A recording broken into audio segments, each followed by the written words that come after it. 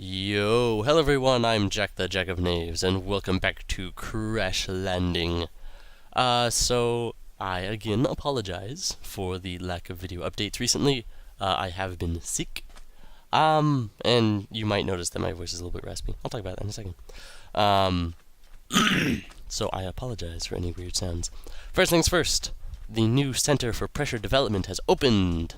Yes, we have our pressure chamber here at full pressure. This one is currently pumping out our PCBs, our transistors, and our capacitors. This is our second pressure chamber that I built using a whole ton of iron. And this is currently pumping out all of our plastics and our iron. In this little room right here, we have our UV light box. Oh, that's done. Nice. I need to throw that in acid later. Here's our acid over here in the corner. We've got a box. We've got a bunch of plastic. We need to get more ender seeds, but for right now we've got a lot of the basic plastics that we need. And then down here, this is still a work in progress, just how our energy is developing. And we have a spot that we can insert more as time goes on. Wonderful! So this is our new area that we're going to try doing all our pneumatic craft stuff. And I left it kind of open right now. It might seem a little empty. Pneumatic craft still has a bunch of stuff associated with it. Oh, I also went through the painstaking task. This is actually moved one over, and then I redid the chimney on it. It just... This was originally 8 wide, and I moved it to 9 wide because it works better with other stuff. It just... trust me, it works. And then this building has arrived, and it's still in the process of being made. But this appears to be a corner grocery store. So it's filled with all sorts of foodstuffs. I've been making tons of hearty breakfasts. You might be wondering why. Because, look, that's why. It does all hunger and gives you full saturation. That is why you eat breakfast all the time. Tons of seeds, tons of baked goods, or baking goods. Not really, because there's fish in there. There's no real rhyme or reason to how I sorted these out. I just kind of sorted them out in the ways that worked. We've got a presser in the corner that presses. We got a little cash register here. All our salt is moved over. Some paintings and a clock over there. And then I set up a well over here so I can get more water from other places. One last location that I don't think I've ever shown you is for a while I was getting a lot of the dust for my my sifter from down here, and then this has also become and what will continue to be the utility tunnels, as it were. So right now I have water going that way. Water going that way for that well. I got a bunch of power up here. This is still my power situation. It's still run completely off of survival generators, but it's working. We will be expanding this episode, though, to get a better power source. If we look at the quest book here, not this one. We do have some more left to do in basic survival. Specifically, I want to get the ender generator built. Because that will help us with getting a whole bunch of power. Especially since we have the mob grinder over there that's been getting us a whole ton of ender pearls. I mean, we've got, 4 stacks is kind of a lot, especially with the power it can provide. So, what we will need for that, I went ahead and made another logic expansion card. We saw how to do that last episode. We'll need a furnace, 2 redstone, 2 eye of enders, and 2 ender pearls. And let's see if I have the mental capacity to remember how this is built. Yeah, I did it. First try. Ender generator. First, let's claim our reward. We get an ender pearl and a hardened energy conduit, or multiples of those things. So that's complete. I'm getting thirsty, so we'll sort out that situation in a second. So let's go ahead and just kind of stick it right here. That should be fine. We'll stick some ender pearls in it. Wow. Yeah, 20 minutes and much better power source. So that should be good for us. Depending on how it goes, I might stick more in there. Next, we're actually going to work on another quest over here, the Getting Chilly quest. And we need some water bottles and a leadstone flux capacitor. I have one here that is empty. I think we can use an empty one. I think it just wants this, so I used power to power one of the machines. I moved my pulverizer over so it's not attached to this weirdly anymore. 1, 2, 3, 4, 5, 6, 7, 8. So we need 8 of these, 4 for our body, and another 4 for the quest. So let's take a look at this. It will actually eat all those bottles, but that's not a big issue because we got more than we'll ever know what to deal with. Snow and iron ingot. We'll manually submit and claim the reward. It's a good thing that worked. Good. And then iceberg. Okay, you now have snow. Quick, before it melts, use it to build a glacial precipitator. A snowball and a water bottle will give you cold water, useful if you get overheated. And we'll also get... What's a high golem? We'll figure that out. Let's see what a glacial precipitator... Let's do that. Oh, this isn't too bad.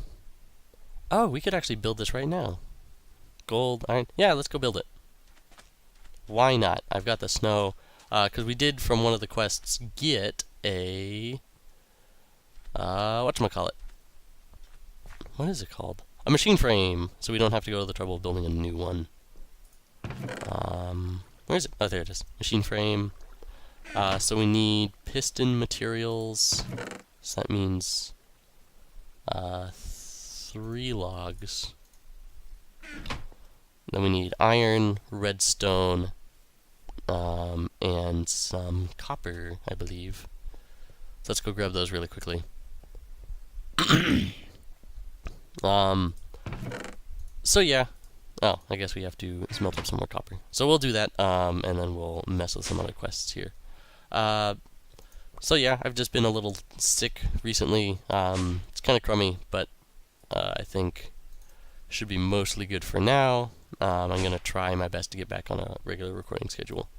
Because I'm sure you guys want to watch more of videos. And I like producing these videos, they're fun. Oh, something else. I made more scorched bricks. The way you do that is you pour this stuff, the seared stone, onto a brick, get more seared. And so I built this higher, and what that does is it actually opens up more slots. So instead, previously I was melting 1 cobblestone at a time. Now I can do 3, so now I've got a whole ton saved up. Which will be nice if we want to make more of these. And I think, I don't know if I'll do it for next episode, but very soon I want to set up a better system for this that I can automate it. Because right now I kind of have to babysit this copper. Wait for it to heat up. Once it's finally heated, you know, there we go. Alright, molten copper. Alright, now it's done. I gotta walk over here. Let's pour it. Aha, now it's pouring. I gotta sit here. It's okay, let's wait. You know, this is fun. I'm having a grand old time with this copper. Oh, I gotta wait for it to cool. It's cooling off, and hey, now I got it. Alright, I got all that copper now. That's a huge pain in the butt to do. I named it so. So there's actually a way using the fluiducts. We need some gold too. Boop boop. And gold. Using the fluiducts, there's a way that you can automate that entire process, so you don't have to babysit it. And then I could just have blocks show up in a chest somewhere else, and then not have to worry about it at all. Is it? I think it's like that. I can never remember. Yes, okay, piston. So we go piston, snow blocks, machine frame, redstone reception coil, copper? Yes! Glacial precipitator. We turn that in, we get a high golem and a cold water bottle. Cool! So now we are really close to finishing up. The last thing we need to do is to finish up our power. We need a grinder and a reactant dynamo. I did not sort that out because our power is actually not in a critical storage phase. I don't know what that is. What? Oh. I got confused. It's like, all of our water's back. No, it's cold water. So we'll drop that off. Alright, the next thing I want to do, we're actually going to come in here, not technological revolution. What I would like to do is I would like to finish this maybe. Do I have everything? We need assembly controller and an assembly laser. And if we do that, we can actually start automating this, and I will read that some other time. And so if we do that, we can start automatically making PCB boards, or automatically make the circuit boards without having to babysit it. So that will be nice. I think we have a lot of the stuff. We've got these down here. I don't think we looked at them last episode. Let's see. A lot of pneumatic machines can have upgrades installed. In the lower left of the GUI of each machine, it will list what upgrades are applicable and exactly what each upgrade does. The speed upgrade tends to be the most useful. Do note that its recipe requires cake, which requires flour. Well, that's not a problem. What is required of an upgrade? Potions. Which means we need a brewing stand, which means we need blaze rods. I don't particularly want to go in the nether. Oh! I think in the city there were some blaze spawners. So, maybe we can run an errand next episode and pick up some blaze rods. And there's another way to do it, which is to craft doll. If you craft one of these, an angry doll, you can throw it in a bucket of lava and it will spawn a blaze right there. But that has two problems. One, we need nether wart to do that. Oh, I need nether wart anyway. This is going to be tricky. So maybe pneumatic craft will have to wait. I'm not going to put this egg in here because I have no clue what it does and it scares me. That can go there. And that can go there too. There. We'll worry about these later. I need to do some research to figure out how we can get nether wart. I think I can sift something. We might be able to sift netherrack. And if we do that, we can get nether wart. So that would be the way to do it. We'll worry about that later. Also, this, Tools of the Trade, we actually already got a charging station and a pneumatic wrench from when we were in the city. Now we need a GPS tool, which we will figure out later. But instead, what we will do for this last bit of the episode here is I want to look at expanding into these machines. So we've got a couple of these. We got to build more, though. We got to look at these. This, however, we can do really easily. And I want to do this because it will start automating our harvests. Because as you can see, maybe you're looking at the mini-map, or I'll just kind of jog over there. We have a lot of crops. Like a lot of crops over here. Now I have to harvest them all manually. If we could start getting into some of the machinery that allows us to harvest it automatically, that would be wonderful. And also one of the byproducts of harvesting stuff, I'm looking at that zombie for some reason. One of the other projects is we get sludge, which we can throw in a, I hope we can, sludge, yes, a sludge boiler, which requires a bunch of stuff. But a sludge boiler will get a sludge. Will it tell us what it can do?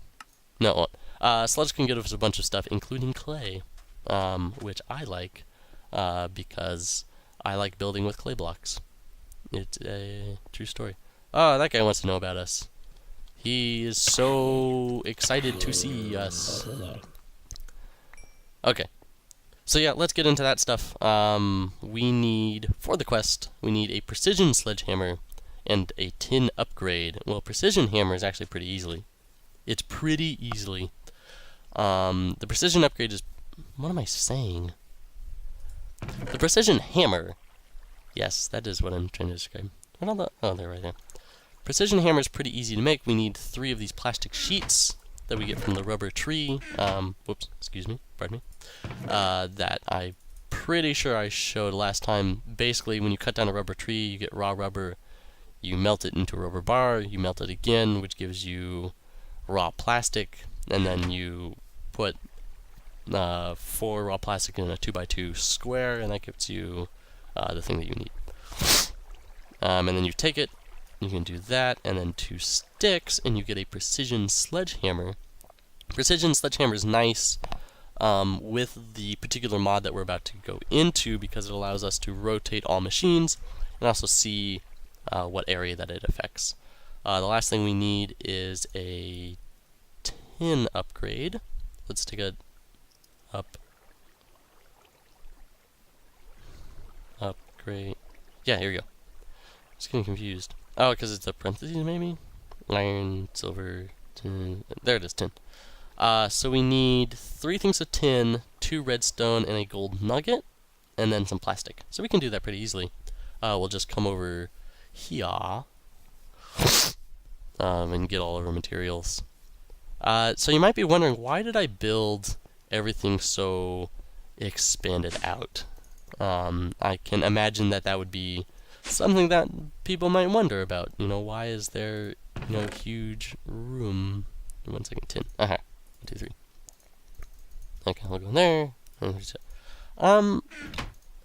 I just thought that it would be more fun if we had these large buildings. I know that theoretically I could have made just like a huge complex, just like a big like facility, and I'd have like, here's a floor for all my redstone, and here's a floor for all my Pneumaticraft stuff. And like, yeah, that would have worked, and it actually would be more efficient because I could just make a whole bunch of elevators everywhere, and then I wouldn't have to walk. Jeez, they're like coming in for. Why are there so many zombies? I'm just realizing now. Like, it's not just. Where are you going? Come back. I want to murder you. Ouch. Also, the lifesteal on this sword is not as good as you'd think it would be. Amazingly enough. Oh, we made the upgrade tent. I completely spaced on that. But yeah, it's just more fun. You get to build more buildings. This is also my. I don't have a series in which I build things, and to be honest, I don't have a normal Minecraft world where I just build stuff. So this is actually really fun that I can just kind of come in and build buildings like that. Or like this big factory here. Plus, it's nice. It might seem like a weird statement, but it's nice having the mods too, because, you know, if I make a factory, I can fill it with these cool things. You know, I have actual like machines sitting here that are doing things. Plus the extra blocks with the chisel mod is just kind of nice. I know there's microblocks, but I actually don't really want to get into it because microblocks is. If you don't know what microblocks is, it's basically you can make any block smaller, and then you can get higher levels of detail, and that just it's a little too much at some point. You gotta draw the line. I like the big blocky things. Like, we don't need crazy stuff. Where am I walking? Okay. Anyway, precision flame hammer, tin upgrade. We get a rubber bar, 8 rubber bars, 6 in bar. Ooh, that's kind of nice. And another logic expansion card. So we'll claim our reward, and out of that we get more machines to build. Green growing things. Trees for leaves and saplings. Crops for food. You've been harvesting by hand. It's time to move beyond that. A harvester set to shear leaves should finally put an end to your water woes. Just remember, you don't get saplings from doing that. Perhaps a second harvester-planter combo just for saplings would be a good idea. Remember, all MFR machines except the grinder affect a 3x3 area. Install range upgrades as necessary. Okay, so we have a harvester, a planter, and a fruit picker. 1 second. Pardon me. So a harvester is nice. It harvests. I mean, go figure. Basically, you can set it to different modes. You can set it to pick up food. You can set it to shear leaves. You can set it to. Well, I think that's the 2 main functions. You can either pick up crops, or you can shear leaves, which is great. A planter does the opposite. Instead of picking it up, it plants it down. So you can plant food in trees. And then a fruit picker. Excuse me, jeez. Having all sorts of problems. And a fruit picker, if you set it up in front of all the fruit trees that we have over there, it will automatically pick up the fruit. Also, it mentioned, so the reason why we built this tin upgrade is because for a lot of the machines, it only has a 3x3 area, and if I wanted to, for example, have one machine that harvested the entire tree over here, I would make these upgrades, and it upgrades the radius by 3. So this, for a tin upgrade, it upgrades it by 3. The very basic one is lapis, it increases it by 1. And it goes all the way up to an emerald one that increases it by 11. Or you could do a cobble that would reduce it down to 1. It would just harvest the stuff that's right in front of it. So that's helpful. And we'll look into doing a lot of the planar harvester stuff as well. Now that we got our power mostly situated, it will be pretty easy to do this. My only problem with the harvester, though, is I like these neat lines that I've set up all my crops in, and the planer is going to mess with it. So we're going to have to figure out a better way to organize our crops so that, I don't know, I just like how my crops currently look. Maybe we'll just make a giant field and have a nice little subdivisions, and I'll probably end up doing that, and then I'll have to build a bagillion planners, but I will still do it regardless. And then we have up here, using what you got. With a grinder running, you are making a lot of mob essence. Time to put it to good. Oh wait, with the grinder running, you are making a lot of mob essence. Time to put it to good use. We need an auto spawner, an auto anvil, and an auto enchanter. Aha. What's that? Safari net. Useful safari net. Model enchanting and diamond hammers. Enchanted diamond hammer. I'm getting distracted. An auto spawner, as you might imagine, spawns things. How you spawn it is you actually, there's these safari nets right here, specifically with a reusable safari net. Basically, you can capture it, a mob in this ball net. Think Pokemon. And you can throw it in here, and it will spawn that mob. An auto anvil and an auto enchanter, I'm not specifically sure about, but I'm approximately certain that you pump it full of mob essence, which is what you get when you grind down a mob. And when you do that, you can get books out, or you can get, I don't know what the auto anvil will do. I'll look that up.